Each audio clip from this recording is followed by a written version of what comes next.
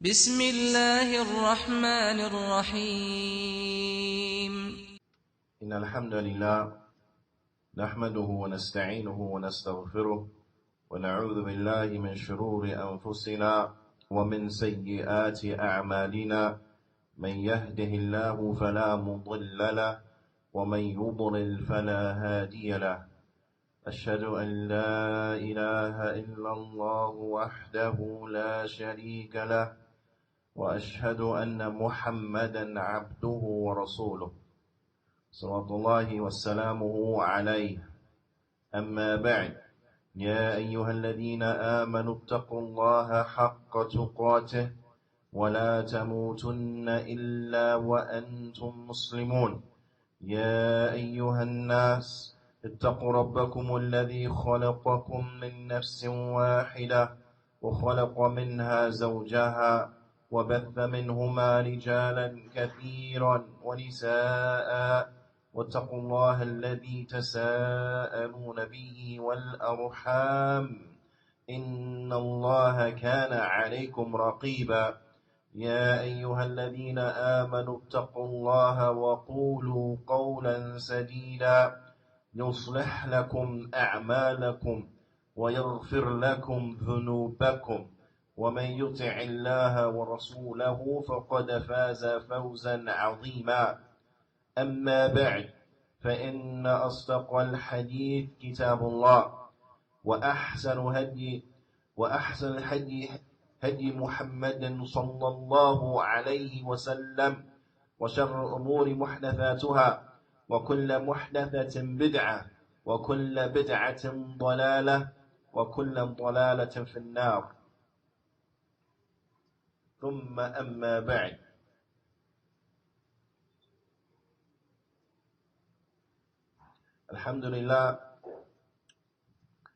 Alhamdulillah, we continue going over the tremendous piece of advice from the Fadilat al-Shaykh al-Allama Shaykh Salih al-Fawzan Hafidhahullah Ta'ala. We had stopped in the last week's class at the portion of the advice from the Allama, and bi'ithnillahi ta'ala we're going to go back a little bit because the subject of today's class, it was linked to the subject of last week's class, or this portion of the advice was linked to what was previously before it, and there is a connection. Naam. So we understand a little better. We'll go back just a little bit, inshallah ta'ala. The Shaykh, he mentions, Hafidhahullah, he says, وَكَذَلِكَ عَلَى الْمَرْءِ الْمُسْلِمَةِ. He says, and likewise, it is upon the Muslim woman. Likewise, it is binding upon the Muslim woman. And remember, before continuing, that in this section, the Shaykh, Hafidhahullah Ta'ala, he's outlining things that will safeguard and protect the Muslimah. He's outlining things that will safeguard and protect the Muslim woman from fitna, that they will safeguard and protect her from any type of trials and tribulations, any type of temptations, calamities, so on and so forth. Then these are measures by way in which she is protected and she is safeguarded. And it is important for the Muslimah, for the Muslim woman, to remember always her value and how she is precious. And thus you will find the great concern of the people of knowledge to convey this reality and to outline those things by way in which are protections for the women. To outline those things that are protections for the women.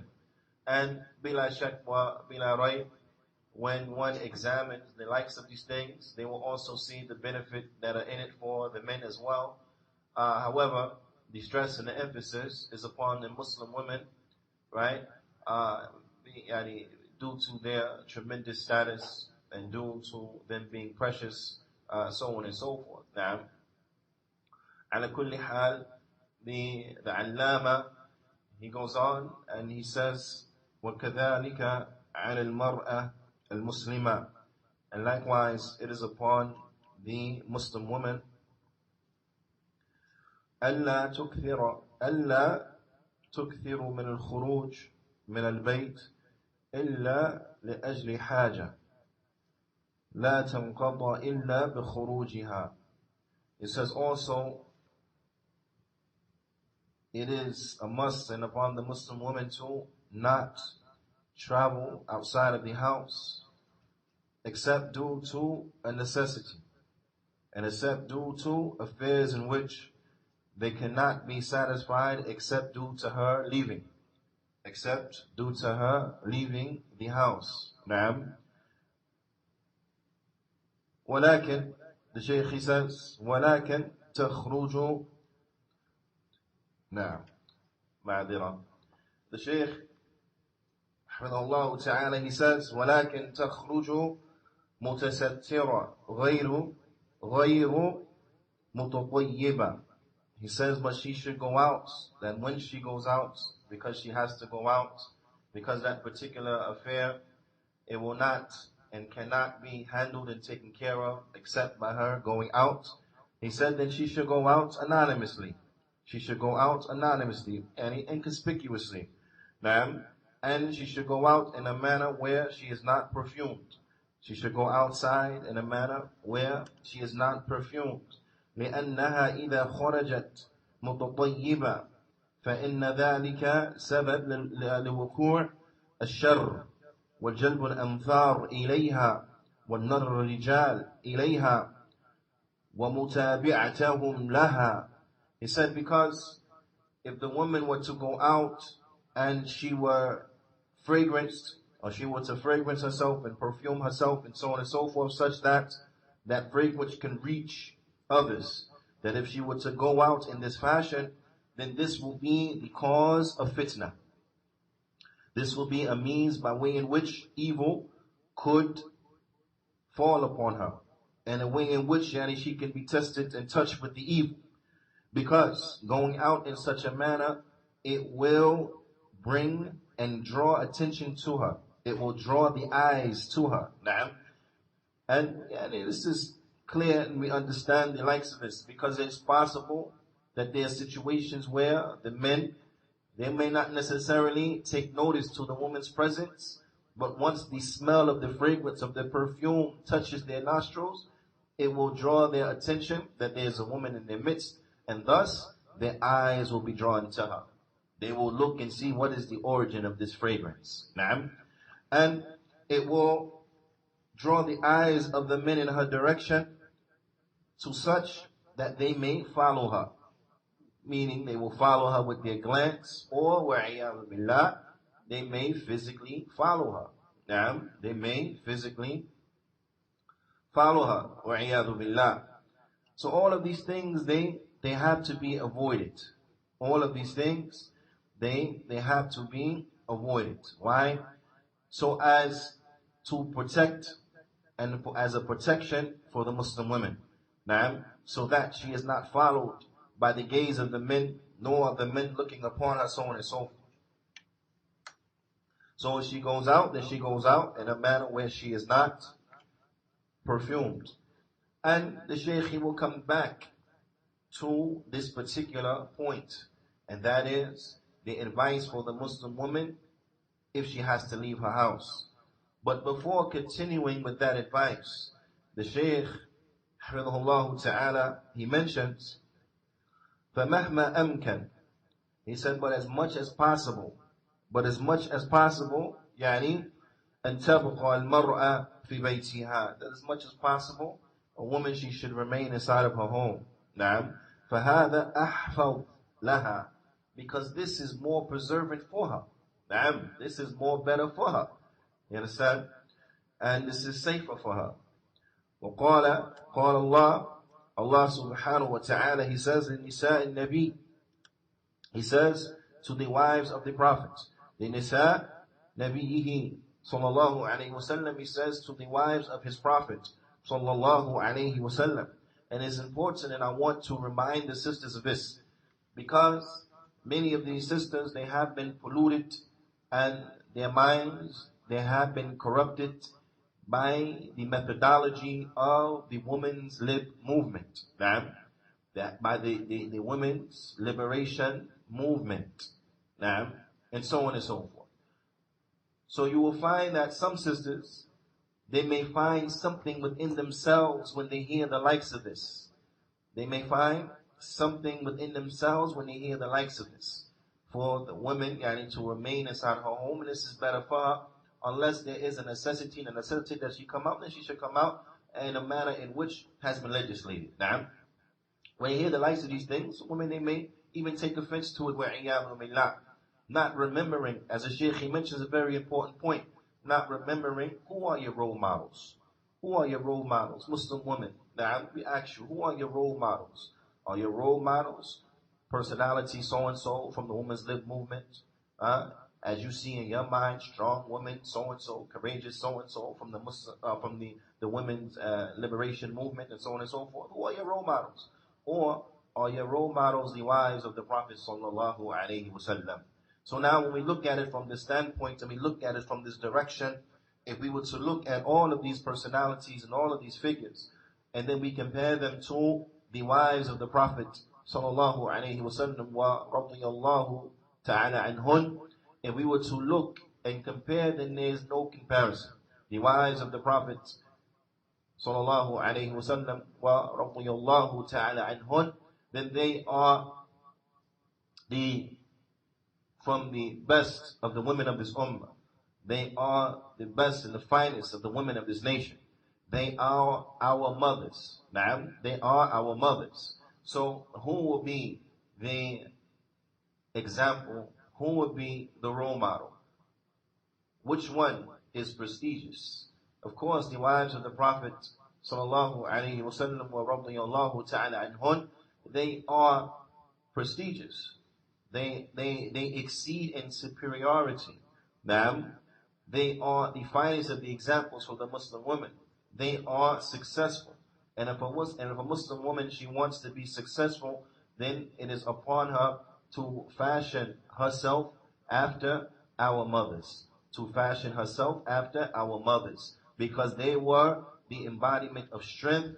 They were the embodiment of integrity. They were the embodiment of all wholesome and righteous and beautiful things. So thus, if a Muslim woman wants to know how to be a strong woman, how to be a strong wife, how to be a strong worshiper, so on and so forth, to the end of that, then she would do that by what? By imitating the wives of the Prophet sallallahu alaihi wasallam wa radiyallahu ta'ala anhun.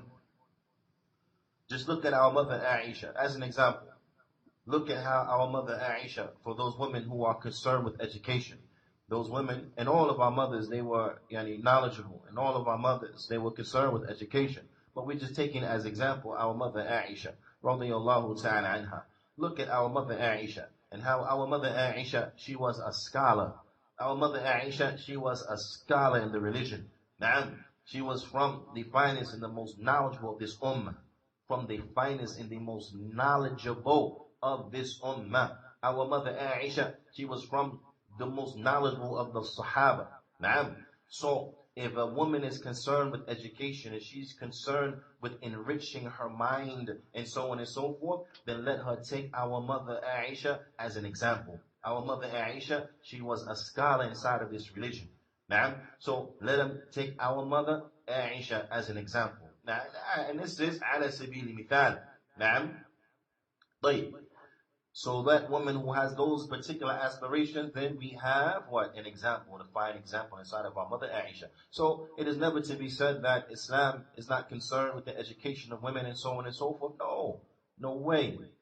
But rather, it's very much concerned with the education of the Muslim woman, because it is concerned with what? The education of the Muslims, period. The Prophet sallallahu alaihi wasallam, he said, طَلَبُ الْعِلْمِ فَرِيضَ عَلَى كُلِّ مُسْلِمٍ. That seeking knowledge, it is obligatory upon every Muslim. Every Muslim. وجاء الرواية, and then it comes a narration where it says ومسلمة, and also the Muslim woman. But this narration, it is not authentic, meaning this addition ومسلمة is not authentic. Why? Because when the word Muslim is used generally like that, then it is talking about all of the Muslims, both male and female. Muslims, male and female. So there is no need, from the standpoint of the meaning, to bring this redundancy and to say Muslima and the Muslim women, because the women, they are included with what? In the word Muslim. Seeking knowledge is obligatory upon the Muslim, on every Muslim. This is from the standpoint of the meaning. There's no need to mention Muslima because it's included in Muslim. And from the standpoint of the chain itself, then as Shaykh Nasr rahimahullah ta'ala mentions that this narration, it is not authentic. Ala kulli hal, so we understand from the hadith of the Prophet sallallahu alaihi wasallam that what? That seeking knowledge is obligatory upon every Muslim, both man and woman, both male and female. You understand? So with this being the case, a person can never come and say that Islam is not concerned, nor does it place an emphasis on women's education. No, but rather it does, to the such that the Prophet sallallahu alaihi wasallam, he said that it is obligatory upon the Muslim woman, like it's obligatory upon the Muslim man, to what? To seek knowledge. To seek knowledge. So for those sisters who have aspirations to learn and to enrich their minds and so on and so forth, then take our mother Aisha as an example. Take our mother Aisha as an example. So remember that our mothers, they are our examples. They are our examples. And if anybody thinks that this is not the case, then we have to ask you, do you think you can do better than them? Do you think you can be better than them? Do you think you are better than them? This is the question we're asking them. And when that is posed, of course, the answers, they come back from those who have intellects, of course. Then the answer will come back, no way. No one is trying to say that. So if this is the case, then what was good for them, bila shak wa bila rayb, is what is good for you. So I want you just to have this in your mind. Ala kulli hal, the Shaykh, he says, Allah subhanahu wa ta'ala, he says to the wives, of his Prophet sallallahu alayhi wa sallam, وَهُنَّ قُدْوَةً, and they are examples. They are examples to be followed. Allah Ta'ala, he says to them, وَقَرْنَ فِي بُيُوتِكُنْ, and remain inside of your homes. This ayah, it can be found in Surah Al-Ahzab, and it's verse 33. In Surah Al-Ahzab, and it's verse 33. Where Allah Subhanahu wa Ta'ala, and this, I want this down for homework, to remember this portion of the ayah, inshallah Ta'ala, at the very minimum. And for those who can remember the whole of the verse, then this is better. Allah subhanahu wa ta'ala, he says, and remain inside of your homes.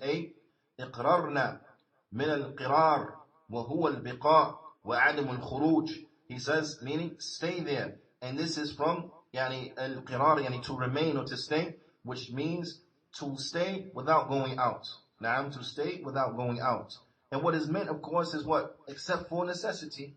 Except for necessity. As we find times where when the wives of the Prophet ﷺ, they were outside the house. We have many hadith where they were outside the house. So we understand from this that it means then to stay inside of their homes, except for necessity. When necessity dictates that you leave, then it's okay to leave as long as it's with the in a legislative manner, and so on and so forth. Now, the Shaykh, he says, لِأَنَّ ذَلِكَ أَحْفَظُ لِلْمَرْأَةِ. He said, because this is more safeguarding for the woman. This is safer for the woman. She's better protected when she's in her house, in her safe place. نعم. فمهما بقيت في بيتها فهذا أحسن لها. So the more she remains inside of her home, then this is better for her. وإذا اقتضت الحاجة أن تخرج فإنها تخرج ولكن مع تستر. He says, but if she has to go out because of a necessity, she has to take care of a necessity, then she is to go out, but she is to go out what? Covered. She is to go out while covered.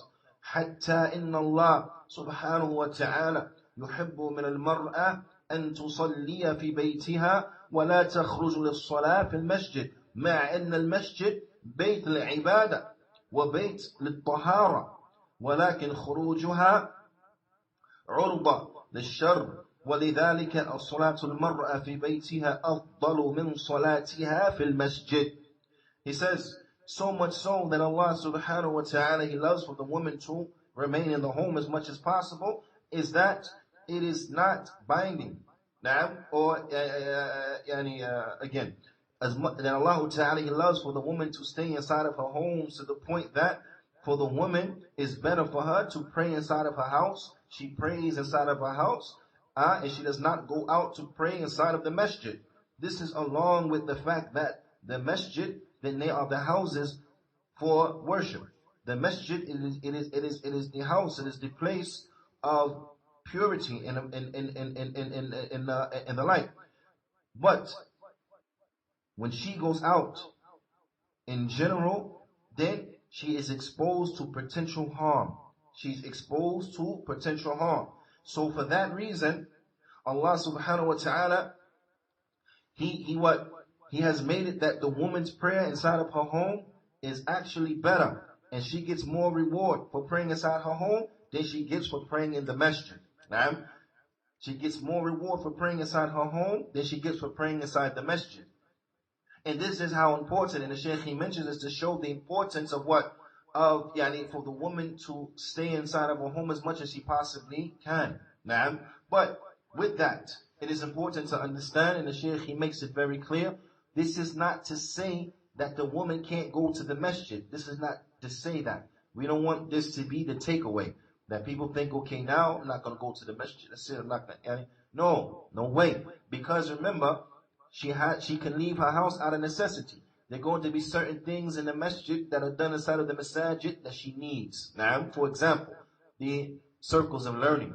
The circles of learning that take place inside of the masjid. The woman, she needs that. So she has to come out of her house and go to the masjid to learn. The woman, even if she wants to go to the masjid to pray, go to the masjid to pray, the likes of Salatul Fajr and so on and so forth, no problem. As we find the Sahabiyat, they used to go out to the masajid and they will pray, and they will pray, and they will get up, and then they will leave. We have many narrations, the women, they were present inside of these salawat, praying along with the Prophet sallallahu alaihi wasallam. So this is an indication that it's okay for women to come to the masjid. It's okay. The Shaykh, he only mentioned this point so as to show and to stress what the level, or what would you say? The status of the home and how important it is. But however, this is not to take away from the fact that it's okay for her to come to the masjid, no problem. And so the Shaykh, he brings so as to clear up any ambiguities, to clear up any discrepancies, any misunderstandings. The Shaykh, he brings the hadith of the Prophet sallallahu alaihi wasallam that is collected by Abu Dawood, and it's from the hadith of Abu Huraira, Ibn Umar, and also Ibn Umar in another narration, في رواية أخرى, in another narration, where the Prophet sallallahu alaihi wasallam, he said, لا تمنعوا إماء الله مساجد الله. Do not prevent the female slaves of Allah from the masajid of Allah. Do not prevent them. And it's important for the husbands. I don't want the husbands to come now and say, when a sister, she wants to go to the masjid, maybe she wants to go to Jumu'ah, or she wants to go to the classes that are inside of the masjid, or whether it's a class for Qur'an, Tajweed, Aqidah, Fiqh, Tafsir, whatever the class may be, a class from the Islamic class inside the masjid. She wants to go, she wants to participate, and so on and so forth. She wants to go, she just want to go with her husband to pray Isha, for example, or go to pray Fajr, for example, and the like. And then he turns around and he says, no, but Allah Ta'ala, he says, وَقَرْنَا فِي بَيُوتِكُنْ. It is what he said to the wives of the Prophet ﷺ, stay inside your house. So, woman, you better stay inside your house. La. The Prophet ﷺ, he said, لَا تَمْنَعُوا. Do not prevent them. You men, do not prevent them. Do not prevent the female servants of Allah for going to the masajid of Allah. But then the Prophet ﷺ, because he has to make the truth clear and explain, he said, وَبُيُوتُهُنْ خَيْرٌ لَهُنْ. He said, but their houses are better for them. Na'am. But however, if they want to go to the masjid, you don't prevent them from going to the masjid. Na'am. What is meant by the house is better for them means what? صَلَاتُهُنَّ فِي بُيُوتِهِنَّ خَيْرٌ لَهُنَّ مِنْ صَلَاةٍ فِي الْمَسَاجِدِ. Meaning that their prayer inside of their homes, they get more reward for it. Na'am. They get more reward for it than the prayers inside of the masjid. This is for the women. For the women, they get more reward for praying in their home than they get for praying in the masjid. But however, if the woman wants to go to the masjid, don't prevent her. Let her go to the masjid. Ma'am, let her go to the masjid. وقال, and the Prophet ﷺ, he said, لا يخرجنا تفلات. So now there is what? There is some advice. That if they are to go out, right? They want to go to the masjid, or they have to go out to fulfill something, to take care of something, run an errand, or whatever the case may be, then let them go out odorless. Let them go out odorless, meaning with no, the Shaykh he says, يعني غير متزينات وغير متطيبات, that they will go out without in an undecorative manner, and they will go out without being perfumed. They will go out in an undecorative manner, and they will go out without being what? Perfumed. نعم. وقد ابتلي كثير من النساء بالخروج لا لشيء إلا لتجول في الأسواق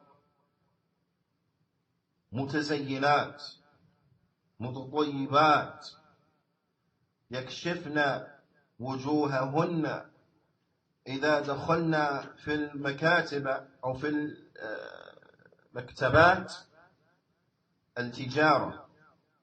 The Shaykh he says, but many of the women, they have been tested. Many of the women, they have been tested.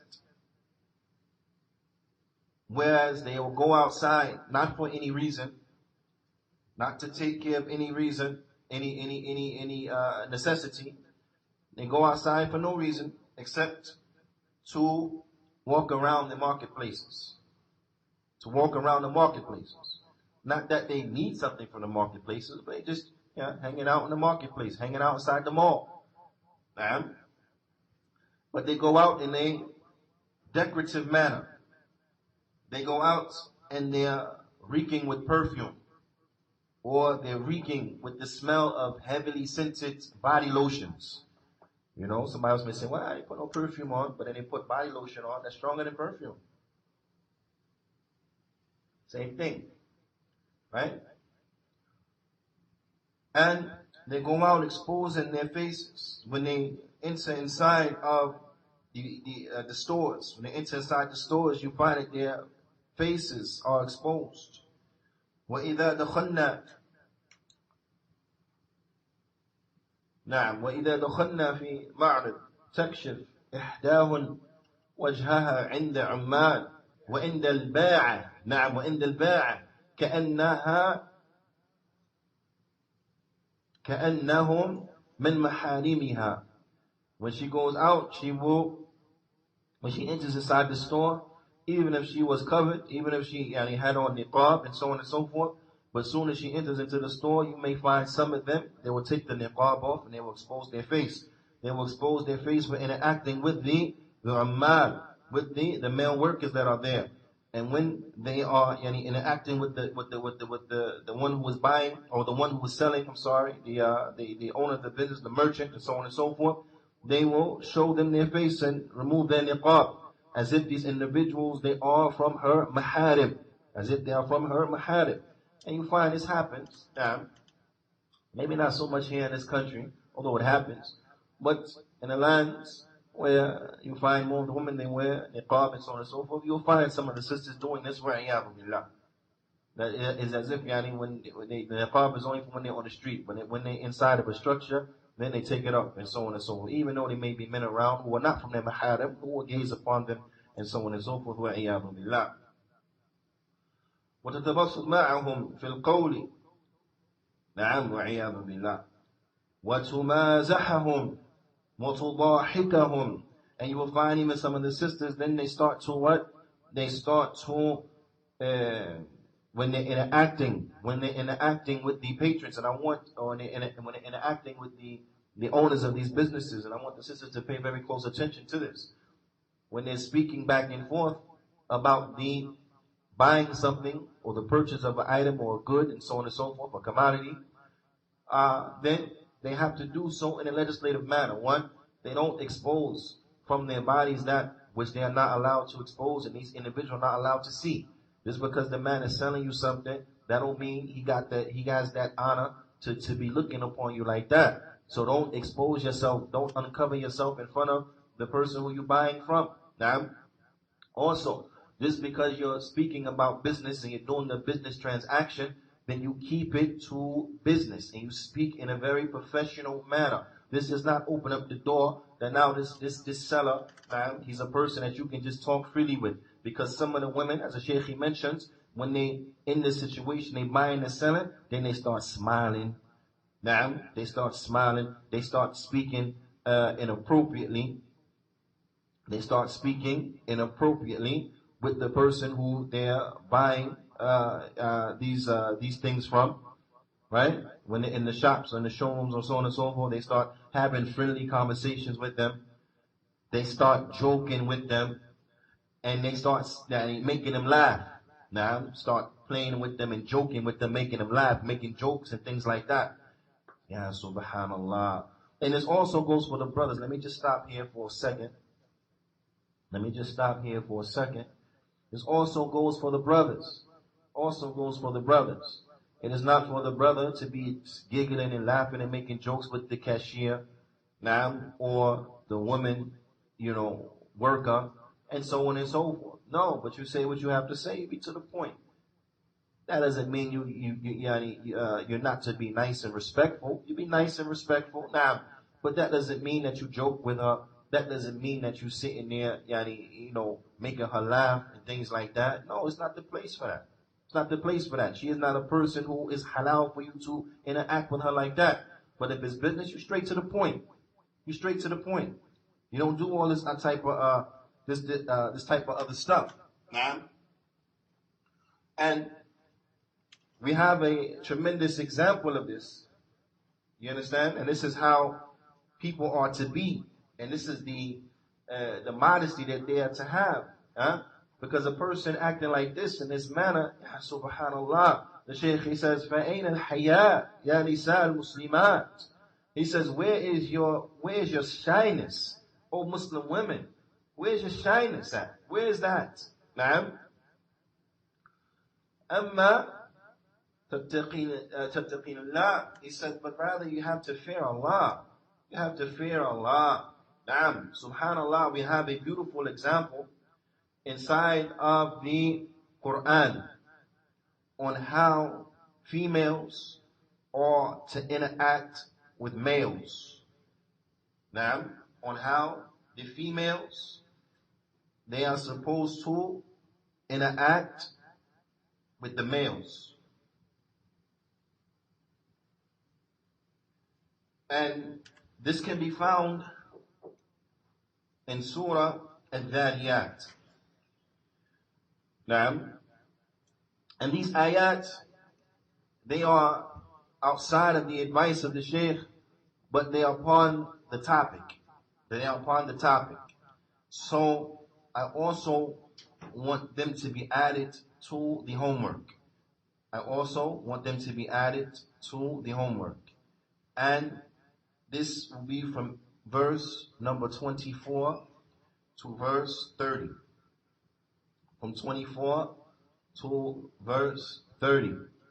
From Surah Al-Dhariyat. Allah subhanahu wa ta'ala. And this is an example of how men and women are to interact when they have to speak to each other. This is an example on how men and women, males and females, we should say, more better, how males and females should interact with one another when they have to directly speak to one another for a necessity. Now, listen. Allah subhanahu wa ta'ala, He says, هل أتاك حديث ضيف إبراهيم المكرمين. He says what means, has the story reached you of the honored guests, the three angels, meaning the honored guests, they were the three angels. Jibreel, alayhi salatu wassalam, along with two other angels, alayhum salatu wassalam, when they were the guests of Ibrahim. When these three angels, they were the guests of Ibrahim, alayhi salatu wassalam. Allah Ta'ala, He says, إِذْ دَخَلُوا عَلَيْهِ فَقَالُوا سَلَامًا قَالَ سَلَامٌ قَوْمٌ مُنْكَرُونَ. When they came to him and they gave him salam, Na'am. He answered them with salam. And he said, you are people who are unknown to me. قَوْمٌ مُنْكَرُونَ. You are people who I don't know. Na'am. You are people who I don't know. Because the angels, when they come down and they take the form of humans, they take the form of what? Of men. Na'am. They take the form of men. So he said, you are people who I don't know.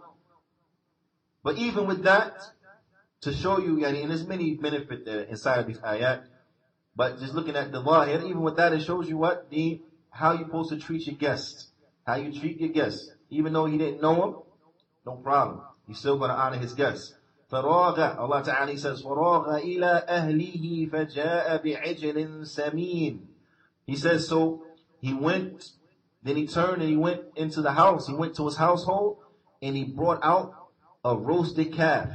Na'am. And this, for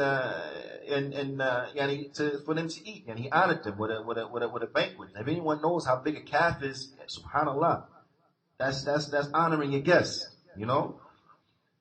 فَقَرَّبَهُ إِلَيْهِمْ قَالَ أَلَا تَأْكُلُونَ. So he placed it before them, and then he said to them, will you not eat? You understand? Because what? Because angels, one, they are not females. Na'am. This is one. Two, when they take human form, they take the form of males. Right? They take the form of males, naturally, because they're not females. But three, what? Angels don't eat. They don't eat, and they are not nourished by what we are nourished by. You understand? So they don't eat. So Ibrahim, he made this big meal for them, not knowing that they were malaika at the time, not knowing that they were angels at the time. So, and then he presented it to them. He gave them some. But they didn't, he didn't see their hands moving for it. He didn't see their hands going to partake in his meal. So he asked them, you're not going to eat? أَلَا تَأْكُلُونَ. You're not going to eat? فَأَوْجَسَ مِنْهُمْ خِيفًا. So then he got scared of them. When he saw that they wasn't eating, then he got scared of them. And the ulama, they mentioned, the ulama of tafsir, which is another benefit that we mentioned briefly, is that he got scared of them because the Arab, it was from their custom, right? And this is, even in the time of Jahiliyyah. In the time of Jahiliyyah, it was their custom that there was honor. There was even honor amongst thieves. Now, there was even honor amongst thieves. To the point where if there were individuals who they was going to rob you, or they was going to do something, to you, kill you, rob you like that, they wouldn't eat your food because they saw it as being disrespectful. How I'm going to eat the man food, act like I'm going to be cool with him, but I know I'm about to rob him. You understand? So if they knew they was going to do something to you, they won't eat your food because they see that's being disrespectful. That's not being on the up and up. We came here to rob you. We ain't came here to act nice with you. You understand? So when Ibrahim alayhi salatu wasalam, he saw this, he started, this crossed his mind. Maybe they come to do something, they have some bad intentions, right? So he got scared. So when the angels, when they saw that he got scared because they wasn't eating the food, Na'am, Allah Ta'ala, He tells us, قَالُوا لَا تَخَفْ. They said to him, don't get scared. Don't get scared. وَبَشَّرُوهُ بِغُلَامٍ عَلِيمٍ. And then they gave him glad tidings of that he was going to have a son. Then they gave him the glad tidings that he was going to have a son. Na'am. So at this point, they revealed to him that what? That they were angels, right? They're not humans. Don't get scared. We're angels. And we give you glad tidings that you're going to have what? Another son. You're going to have another son. Naam. And here's the shahid. Here's the shahid as it comes as Imam Ibn Qayyim, he points out that in this shows you the manner in which the females are to speak to the males and the males are to speak to the females. So Allah subhanahu wa ta'ala goes on to say in the next ayah, فَأَقْبَلَتِ امْرَأَتُهُ فِي سَرَّةٍ فَصَكَّتْ وَجْهَهَا وَقَالَتْ عَجُوزٌ عَقِيمٌ. Subhanallah. She said two words. عَجُوزٌ عَقِيمٌ. Naam.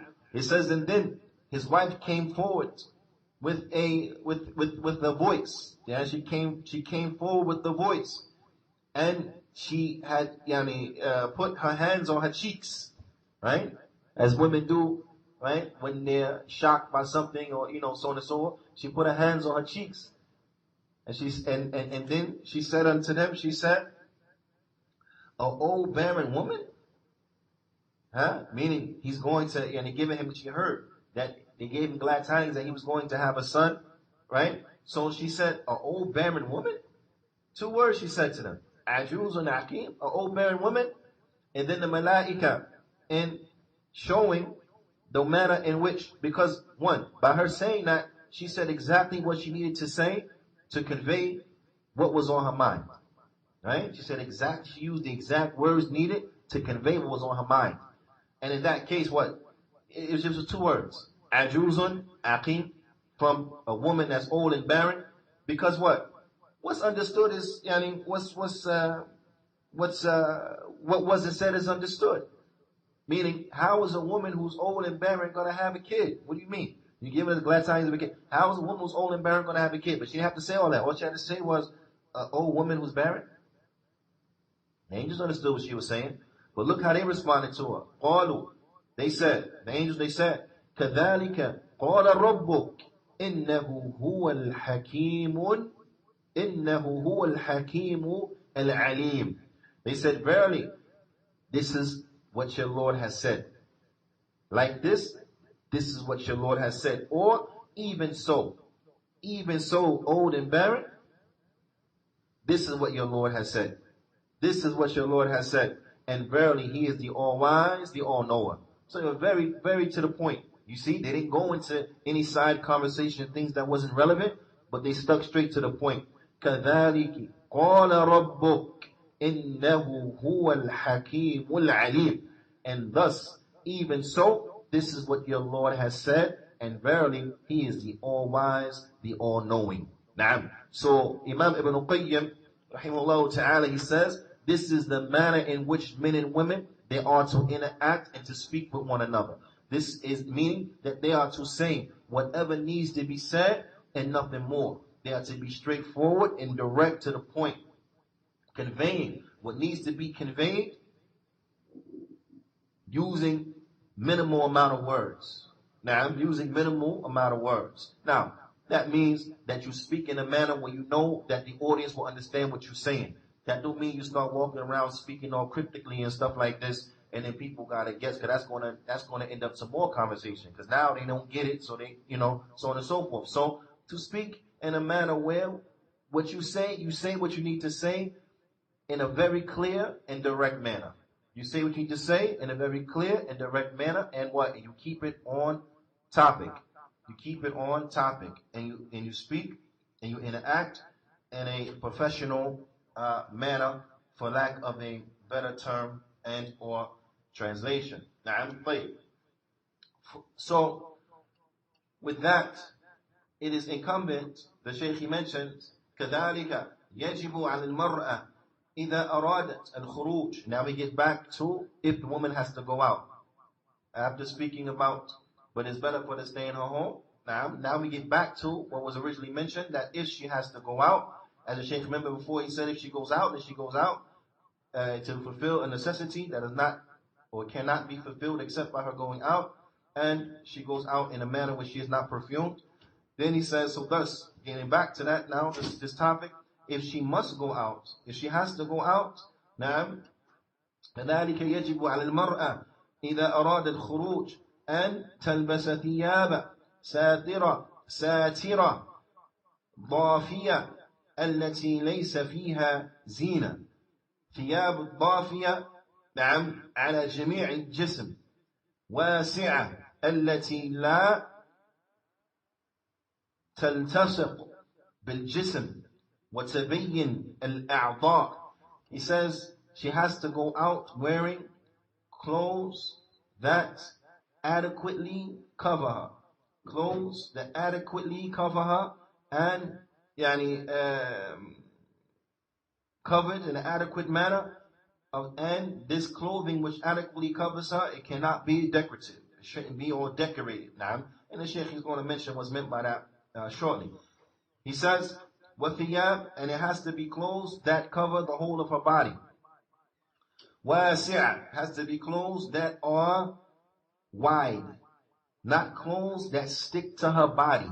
Not clothes that stick to her body, nor clothes that describe her body parts, nor clothes that describe her limbs, because what they stuck to the body, so they describe what the limbs of the body. فَثَوْبُ الْمَرْأَةِ لَابُدَّ فِيهِ مِنْ مُوَاصِفَاتٍ. So the clothes of the woman, it has to have these characteristics. 1. الأولى أن يكون واسعا لا ضيقا, that it has to be wide. It has to be wide. It cannot be tight. Cannot be tight. And this is a very, very, very important to mention. It can't be tight. It has to be wide, not tight. الثانية, second, أن يكون ضافية على جميع جسمها, that it has to be covering or adequate, such as it covers all of her body. Such as it covers all of her body. ولا يبقى شيء من جسمها يظهر, and nothing from her body should be left to be seen. لا كفان ولا قدمان ولا شيء من الوجه, not her hands nor her feet nor her face. ويكون ساترا لجميع جسمها, but it has to cover all of her body. Thirdly, ألا يكون فيه زينة, that it should not be any type of decorative or decorations inside of it. بأن يكون ثوبا عادية, but it should be a regular thawb, a regular abaya, a regular jilbab. Not nothing that's all over the top and things like that. ليس فيه زينة, it's not decorative to the point where, as the Shaykh mentions, it's not decorative such as تجلب الأنظار إليها. It's not decorative to the point where it forces the eyes in her direction. It forces people to look upon her and to gaze upon her because of the whatever decorative that she's wearing. So a bedazzled jilbab, of course, is out of the question. A bedazzled khimar or whatever, then of course this is out of the question. And the Shaykh, he mentions, and it's very important that the sisters, we look at this and we understand the reality of the situation, the danger that is contained in going against and not implementing these affairs. The Shaykh, he says, وَلَا تَحْذِرَ الْمَرْأَ الْمُسْلِمَةِ, and let the Muslim woman beware, مِمَّا أَخْبَرَ عَنْهُ الرَّسُولُ صلى الله عليه وسلم, let the Muslim woman beware from that which the Messenger sallallahu alaihi wasallam, he informed us about. Because the Prophet sallallahu alaihi wasallam, he informed us about a tremendous affair that the Muslim woman, she needs to beware that she don't fall into it. As the Prophet sallallahu alaihi wasallam, he said, صنفان من أهل النار, there are two types of people from the fire, two types of the people of hell, two types of people who's going to hell. Now, لم أرهما, the Prophet ﷺ, he said, I didn't see them. There are two types of people that's going to hell, but I didn't see them. Now, then he explained who they are. He said, نساء كاسيات عاريات مائلات مميلات رؤوسهن كأصنمة البخت. He said, there are two categories of people who are destined for hell, who I didn't see them. The first one are women who are clothed yet naked. They clothed, but yet they are naked. They are inclining to evil, and they head turners, for lack of a better term and or translation. Na'am. Mumilat, yani they head turner, they turning heads, they grabbing attention, people's looking in a direction. Why? Because of the manner that they dressed in. You understand? Their heads, their hair, meaning their hairstyles, right, is like the humps of camels. It's like the humps of camels. Now, I mean, you sisters, you know, I don't know the name of hairstyles, but you know the kind of bun and all that type of stuff that where they do their hair, where it look like a hump on their head. You understand? Like a hump on top of their head. Huh? But the Prophet ﷺ, he said,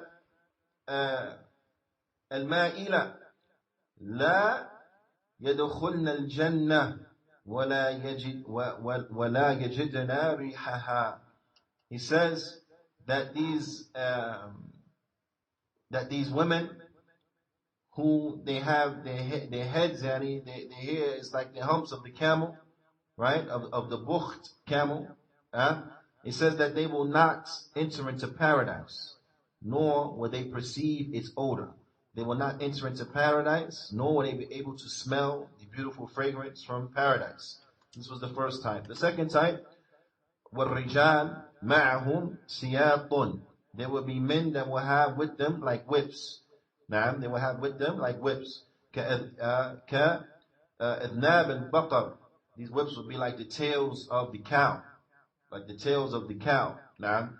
يَضْرِبُونَ بِهَا النَّاسِ. And they will be beating the people with it. So the people that will have these whips, they're like the tails of cows, they will be beating people with it.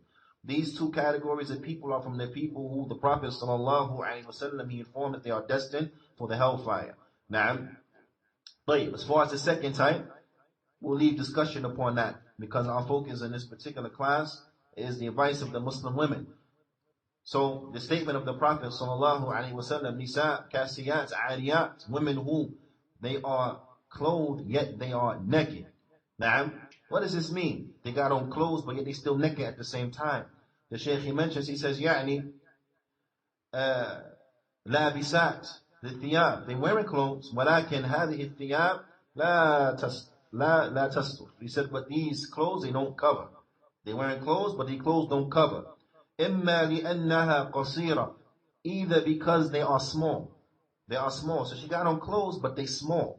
Meaning like a mini skirt, you understand? She got on something in clothing, but it's short. It don't really cover nothing. It's little, right?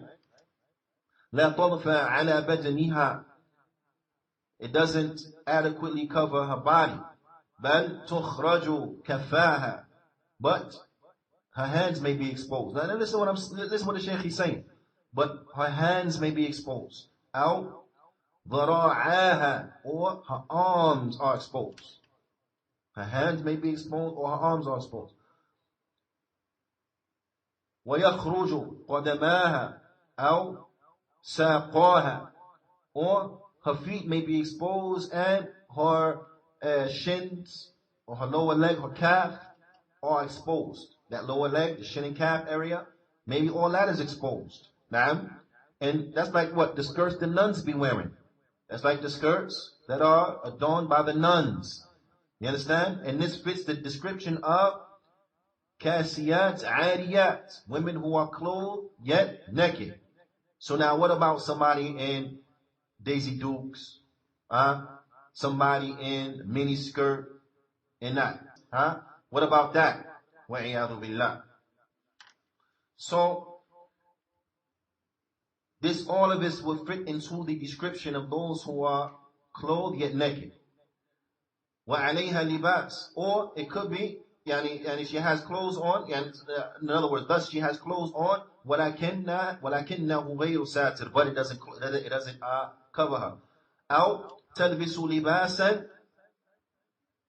ضَافِيًا, or she wears clothes that cover everything. Listen, this is another way she could be clothed and naked. She wears clothes that it covers everything. But لكنه شفاف. But it's شفاف. لا يستر ما وراءه. But it is see-through. It doesn't cover, it doesn't conceal what's under it. And this is وَعِيَاذُ بِاللَّهِ. This has become popular. Women, they may have on long flowing dresses, but what happened? You can see right through it. وَعِيَاذُ بِاللَّهِ. You can see right through it. وَعِيَاذُ بِاللَّهِ. نعم. The Shaykh, he says, مثل ما يحصل في البلاد التي لا تلتمس بآداب الإسلام فسيرى هذا إلى بعض نسائنا في هذه البلد إلا من رحم الله عز وجل. He says, and the example of this type of clothes that's like see-through and so on and so forth, he said this is from that which has taken place, right, inside of the lands in which they are not observant of the Islamic mannerisms and the Islamic mode of dress and morals and so on and so forth, and thus it has even reached some of the women inside of this particular land, except for those whom Allah has mercy upon. Except for those whom Allah subhanahu wa ta'ala, He has mercy upon. Naam. And the ulama, they also mention that also what enters into this description is like the women who they are clothed, naam, and perhaps the clothing, it covers all of their body, but it is clothing that is skin tight.